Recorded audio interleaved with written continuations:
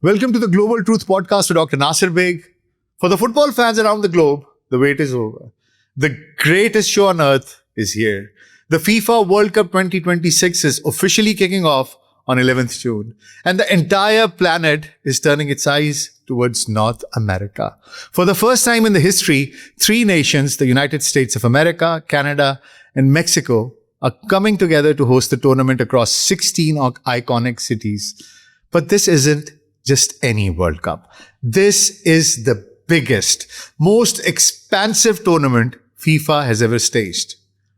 We are jumping from a traditional 32 teams to a staggering 48 participating countries. This means more dreams, more drama, more heartbreaks, more glory, and a massive total of 104 matches played over a thrilling month of pure football bliss. Mark your calendars for the final absolute showdowns. The semi-finals, scheduled for July 14th and 15th, taking place in Dallas, AT&T Stadium, and Atlanta, Mercedes-Benz Stadium. The grand final on Sunday, July 19th, 2026. The world's new champion will be crowned at the magnificent New York, New Jersey Stadium, MetLife Stadium in East Rutherford. With millions of fans booking flights to North America, to the entire North American continent, the stadiums will be packed. But getting there has turned into an absolute nightmare. Hundreds of thousands of fans have already arrived in Mexico and Canada, but thousands more are stuck in a bureaucratic bottleneck trying to obtain US visas. Security vetting, intense backlogs, and strict travel rules have made the process incredibly difficult. But here is the shocking part. It's not just the fans facing these hurdles. Teams, support staff, and even official FIFA referees are getting caught in this crossfire. Take the case of Umar Abdulkadir Artan. He was named the 2025 African Referee of the Year and was all set to make history as the very first Somali referee to officiate at a World Cup finals. However, upon landing at Miami International Airport, federal immigration authorities barred him from entering the country, citing vetting concerns which they might have, because Somalia is heavily impacted by the strict US national security travel restrictions.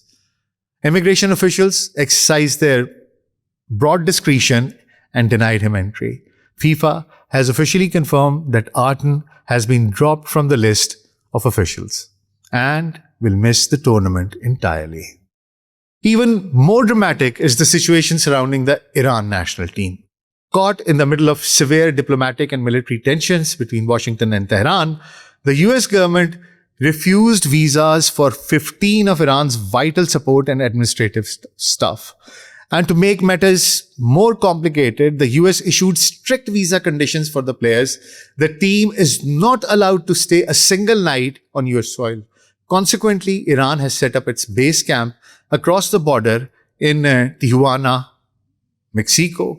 And on match days, the team will fly or travel to the United States in the morning, play their group stage matches against New Zealand, Belgium, and Egypt, and must fly back to Mexico the exact same day. It's an unprecedented logical hurdle for any World Cup team in the history. Now, despite the off-pitch politics, history is being made on grass.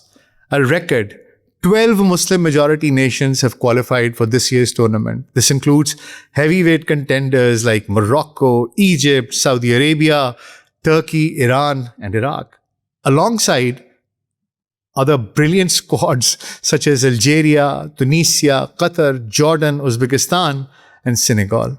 This is a historic chance for these nations to shine on the world's biggest sporting platform. Look at Morocco. After the historic semi-final run in Qatar, they arrive with immense confidence and elite European experience. Turkey returns to the grand stage with a vibrant, young, technically gifted squad, capable of upsetting anyone. Saudi Arabia, known for their tactical discipline and famous win over Argentina last tournament, alongside Egypt's tactical structure. Means these teams are not just here to participate, they are here to disrupt the old football hierarchy. Do not be surprised if we see one or two of these nations making a deep run into the knockout stages. And now, let's talk about a country that isn't playing on the pitch, but without whom the World Cup literally cannot happen. Pakistan. For the third consecutive FIFA World Cup in a row, Pakistan is the official provider of the tournament's match balls. The Adidas Trionda. This year's official match ball is manufactured by world-renowned Forward Sports in the historic city of Sialkot, Pakistan. The master craftsmanship of Sialkot's workers, it has been trusted by FIFA for decades, utilizing advanced thermobonding technology to create a perfect, seamless, waterproof ball. But before we look inside the ball, you have to appreciate its stunning outer design, named the Adidas Trionda, derived from the Spanish words from 3 waves. This ball is a visual masterpiece that structurally celebrates its historic host nations. Built with revolutionary 4-panel construction, the fluid geometry features 3 distinct colors that meet perfectly to form a triangle at the center, symbolizing continental unity. Each color and symbol is a deeply respectful tribute to a host country. Red with the iconic maple leaf honors the spirit of Canada. Green featuring a stylized eagle drawn straight from the national coat of arms proudly represents the rich heritage of Mexico, and blue, decorated with a 5-pointed star, pays homage to the United States of America.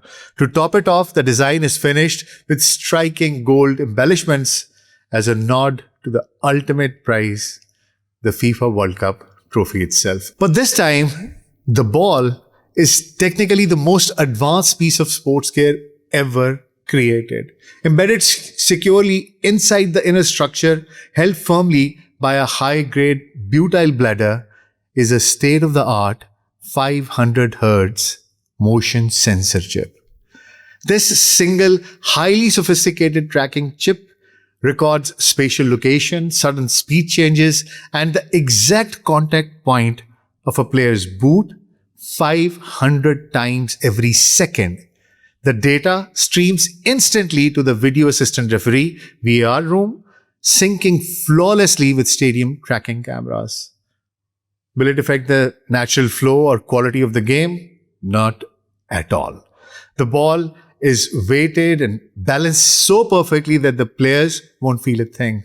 However, it will completely eliminate offside controversies and settle the tight goal line disputes instantly, making the game fairer and sharper than ever before. When we look at the heavy favorites to make it to the semi-finals and the grand final, the usual football royalty dominates the discussion. From Europe, France enters with an incredibly deep, terrifying fast roster. Germany and a rejuvenated Spain are heavily tipped to dominate possession. From South America, the legendary Brazil is hungry to reclaim global glory, while the reigning champions Argentina look to defend their crown. Speaking of acting superstars, this tournament is emotionally charged. We are witnessing the presence of generational icons, most notably Cristiano Ronaldo, leading Portugal. With Lionel Messi having captured the ultimate crown for Argentina during the previous tournament, all eyes are on CR7. Can Cristiano Ronaldo win this World Cup with Portugal? If he lifts the trophy on July 19th, he will have conquered every single peak in football history. But would this victory firmly establish him once and for all as the undisputed greatest of all time GOAT?